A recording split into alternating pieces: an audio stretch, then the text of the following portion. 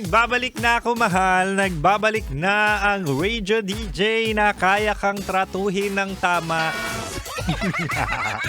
Ako pa rin to, mahal, si DJ Kim Chino. At syempre, balik na rin tayo sa Sa konsintihan na talaga nga namang pwede pa kayo mag-comeback ng ex mo. At syempre, balik Chinitox na tayo, mahal. Usapang pag-ibig mula sa chinito ng buhay mo. At di ba nga, sabi ko kanina, ibibigay ko ang tatlong paraan para malaman kung mahal ka pa ng ex mo. Yeah! O, recap na tayo, mahal. Sabi ko kanina, una, mahal ka pa ni ex kapag umaaligid pa rin siya sa'yo. Ito, basic na kung saan mahal ka pa niyan kapag nakikita mo ang kanyang sandata. Ano yung sandatang tinitukoy ni Kim Chino? Walang iba kundi ang mga efforts. Kayo, kung ano-ano na naman iniisip nyo sa sandata. Ibang sandata yung naiisip nyo. Baka kaya nga naiisip mo pa yung ex mo. Baka yun yung naiisip mo talagang namimiss mo.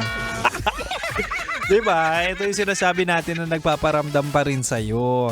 Na umaaligid pa rin. Siya nag-i-initiate na mag-meet kayo, magkita, mag-closure.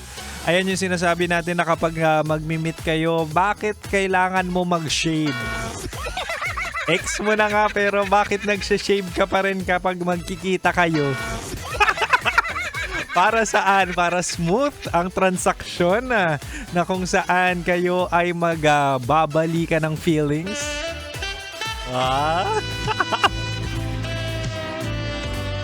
Alam ko yan, yung mga closure na yan na talaga nga namang ibinabalik ang kanilang init ng pagmamahalan. Anyway, mahal.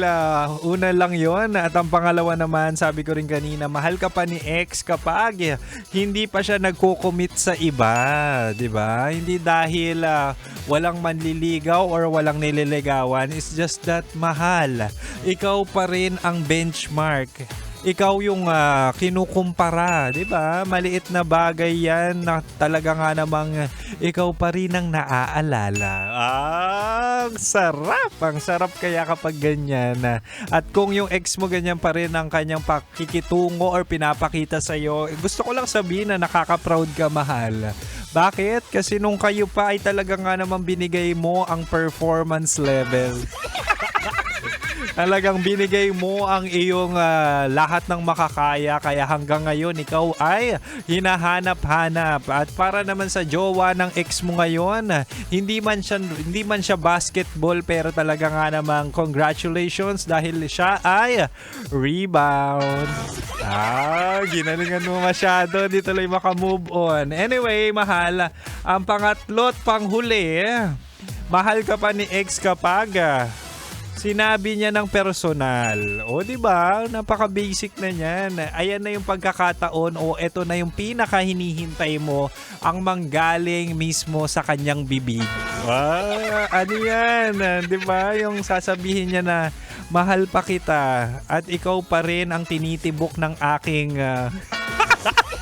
puso, di ba? Kaya naman kapag ganyan, mahal, sinabihan ka na mahal ka pa. It's time for comeback and bembangan.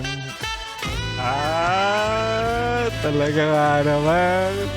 Namimiss ang haplusan ng isa't isa. Di ba? Uy, mahal, hindi lahat ng tao kayang lumunok, Hindi, lumunok ng pride para makipagbalikan. Ito naman si Boy Pindot kung ano-ano iniisip sa lunok-lunok. Siguro fetish eh. Mali yun. Hindi. Lumunok ng pride. Hindi lahat kaya lumunok ng pride. Ayan tatlong paraan na yan para malaman mo kung mahal ka pa ng ex. At mahal, nasa sayo naman yan kung paano mo iti-take at the same time kung paano mo malalaman ng totoo, 'di ba? At kung mahal ka at mahal mo, edi magbalikan na kayo, 'di ba? Anyway, mahal, ako isisibat na. Susunod na po sa akin sina Rocketera at Tatay Jello. Tight Angelo sa kanilang programa Rocky Secret Files with Tight Angelo. Manatiling nakatutok dito lang sa 90.7 Love Radio. Kailangan pa bang i-memorize yan? Basic Happy Metro's #1